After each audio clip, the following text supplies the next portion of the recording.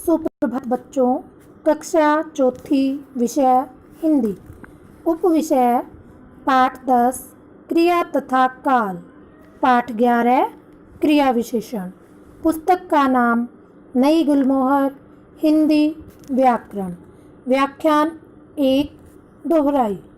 बच्चों, आज हम दोनों पाठों को सार रूप में पढ़ेंगे।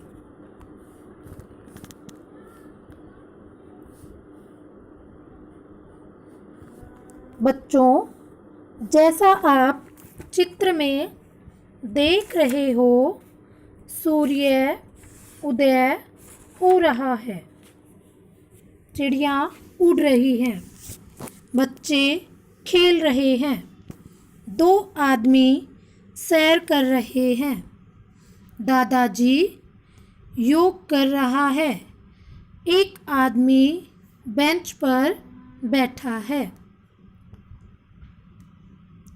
क्रिया, देखिए, पढ़िए और समझिए।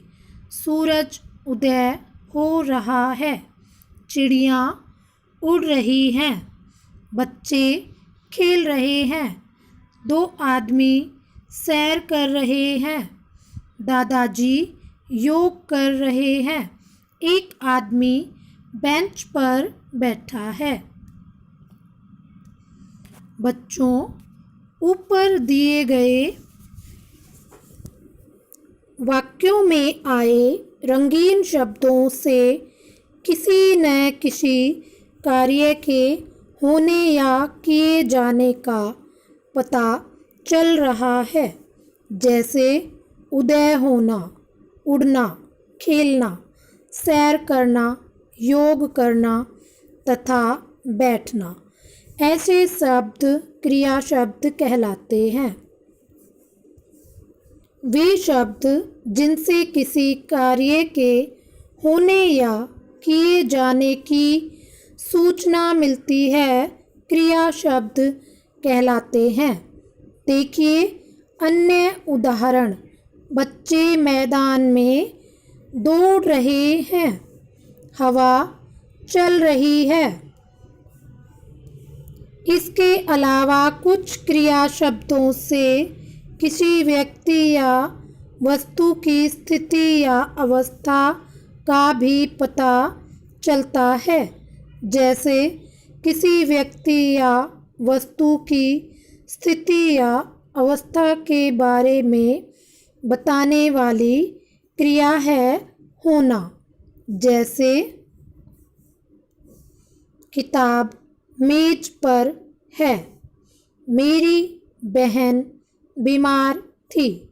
दिए गए पहले वाक्य में आया रंगीन पद है किताब की स्थिति की सूचना दे रहा है तथा दूसरे वाक्य में आया थी पद बहन की अवस्था की सूचना दे रहा है। हिंदी में होना क्रिया के रूप इस प्रकार हैं। वर्तमान काल है, हैं, हूँ, हो। भूतकाल था, थे, थी, थी। कुछ और जाने। हिंदी में क्रिया वाक्य के अंत में आती है। यदि वाक्य में क्रिया न हो तो वह वाक्य नहीं कहलाता। काल। बच्चों, नीचे दिए गए वाक्यों को पढ़िए। हिमांशी और रिया खेल रही हैं। दोनों बच्चे बात कर रहे थे, कल हम घूमने जाएंगे। ऊपर दिए गए वाक्य में क्रिया के साथ आया रंगीन पद हैं से पता चलता है कि खेलने का कार्य चल रहा है। दूसरे वाक्य में क्रिया के साथ आया रंगीन पद थे से पता चलता है कि बात करने का कार्य पूरा हो चुका है तथा तीसरे वाक्य में क्रियापद में लगा गे रूप से यह पता चलता है कि कार्य भविष्य में कभी होगा। वास्तव में क्रिया में लगे इन सभी रूपों है थे गे से क्रिया के घटित होने के समय के बारे में पता चलता है। क्रिया के घटित होने के समय की सूचना देने वाले रूप ही भाषा में काल की सूचना देते हैं। काल के 3 भेद किए जाते हैं: वर्तमान काल, भूतकाल, भविष्यत्काल। वर्तमान काल जिस समय कोई क्रिया घटित होती है वह समय व्याकरण में वर्तमान काल कहा जाता है। बच्चे क्रिकेट खेल रहे हैं। दर्जी कपड़े सिलता है। यह क्रिया बार बार हो सकती है या लगातार हो सकती है। हिंदी में वर्तमान काल की सूचना देने वाले चिन्ह हैं हैं, हो, हूँ आदि। देखिए अन्य उदाहरण। मैं शिमला में रहता हूँ। माताजी रोज़ मंदिर जाती हैं। नौकर ने काम कर लिया है। हम लोग शिमला जा रहे हैं। अतः ध्यान रखिए जिन वाक्यों की क्रिया में है, हैं, हूँ प्रत्यय लगे होंगे वे वाक्य वर्तमान के होंगे। भूतकाल जिन चिन्हों से यह पता लगता है कि क्रिया बीते हुए समय में घटित हुई है वह क्रिया भूतकाल में कही जाती है। जैसे कल विहान का जन्मदिन था। श्रेया कक्षा में प्रथम आई। भूतकाल की सूचना देने वाले चिन्ह हैं था, थे, थी, थी या आ, ए, ई। देखिए अन्य उदाहरण। मेरे दोस्त कल ही लंदन चले गए थे। लड़कियों ने गीत नहीं सुनाया। वह झूठ बोल रहा था।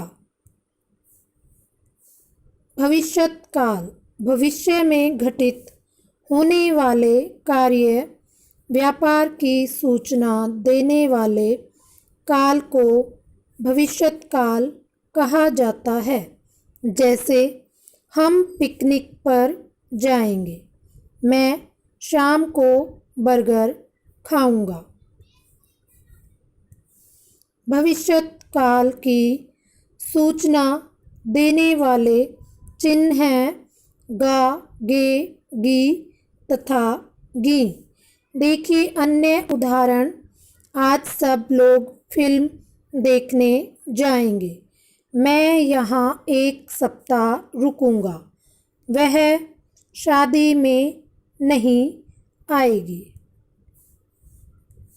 हमने सीखा किसी कार्य के करने या होने की सूचना क्रिया से मिलती है। भाषा में क्रिया के घटित होने के समय की सूचना काल से मिलती है। काल के 3 भेद होते हैं: वर्तमान काल, भूतकाल तथा भविष्यकाल। क्रिया में लगे है, हैं, हूँ तथा हो चिन्हों से वर्तमान काल का पता चलता है। क्रिया में लगे था, थे, थी तथा थी चिन्हों से भूतकाल का पता चलता है। क्रिया में लगे गा, गे, गी तथा गी चिन्हों से भविष्यकाल की सूचना मिलती है। बच्चों, अब हम क्रिया विशेषण के बारे में जानेंगे। वर्षा अचानक होने लगी। जैसा आप चित्र में देख रहे हो, अचानक वर्षा होने लग रही है। बच्चा तेज दौड़ रहा है। आप देख रहे हो, यह बच्चा तेज दौड़ रहा है। देखिए, पढ़िए और समझिए। निम्नलिखित वाक्यों में आए रंगीन शब्दों पर ध्यान दीजिए। नंबर 1, वर्षा अचानक होने लगी। नंबर 2, बच्चा तेज दौड़ रहा है। ऊपर के वाक्यों में आए अचानक तथा तेज शब्द अपनी अपनी क्रिया की विशेषता बता रहे हैं। क्रिया की विशेषता बताने के कारण इस तरह के शब्द क्रिया विशेषण कहे जाते हैं। अतः हम कह सकते हैं, जो शब्द क्रिया की विशेषता बताते हैं उन्हें क्रिया विशेषण कहते हैं। क्रिया विशेषण अविकारी शब्द हैं। वाक्य में प्रयुक्त होने पर इनके रूप में परिवर्तन नहीं होता। ये जैसे हैं वैसे ही बने रहते हैं। जैसे मान्या कम खाती है। मान्या के स्थान पर कोई पुल्लिंग संज्ञा शब्द भी हो तो भी कम शब्द का रूप नहीं बदलता। जैसे पुनित कम खाता है। बहुवचन संज्ञा होने पर भी कोई परिवर्तन नहीं होता। जैसे बच्चे कम खाते हैं। कम शब्द अविकारी या अव्यय शब्द है, इसलिए इसके रूप में कोई बदलाव नहीं होता। क्रिया विशेषण की पहचान। क्रिया विशेषण शब्दों की पहचान के लिए वाक्य की क्रिया पर कब, कहाँ, कैसे तथा कितना शब्दों से प्रश्न करने चाहिए। इन प्रश्नों के उत्तर में मिलने वाले सभी शब्द क्रिया विशेषण होते हैं। जैसे क, मीरा कल लौटेगी। प्रश्न, कब लौटेगी? उत्तर है कल। कब प्रश्न से क्रिया के घटित होने के समय या काल का पता चलता है। अन्य उदाहरण आजकल, प्रतिदिन, साय, प्रातः, आज, अभी आदि। ख, पिताजी वहाँ बैठे हैं। प्रश्न, कहाँ बैठे हैं? उत्तर है वहाँ। कहाँ प्रश्न से क्रिया के घटित होने के स्थान के बारे में पता चलता है। अन्य उदाहरण यहाँ, वहाँ, आगे, पीछे, ऊपर, नीचे, अंदर, बाहर आदि।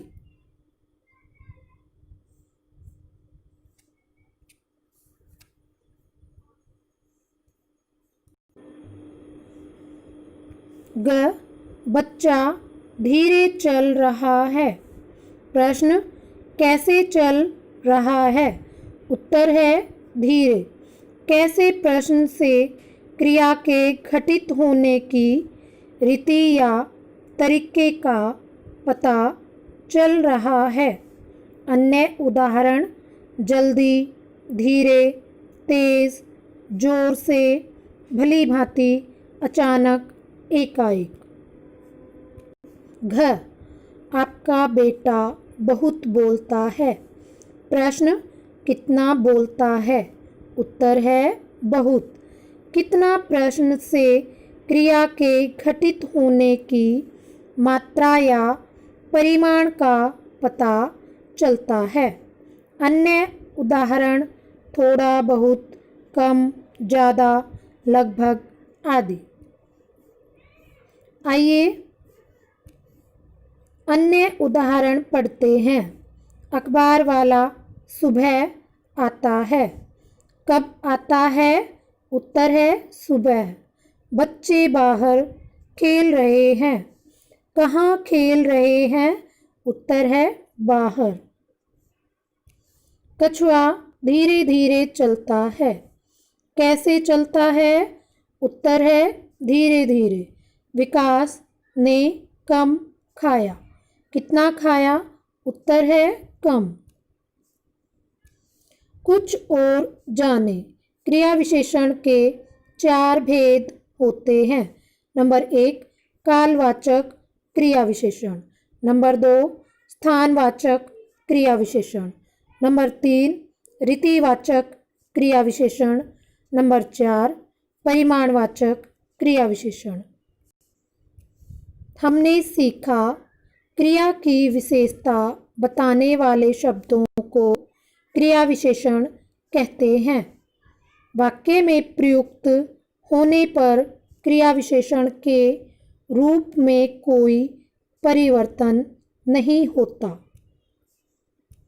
क्रिया विशेषण क्रिया के घटित होने के समय, स्थान, रीति तथा परिमाण की सूचना देते हैं।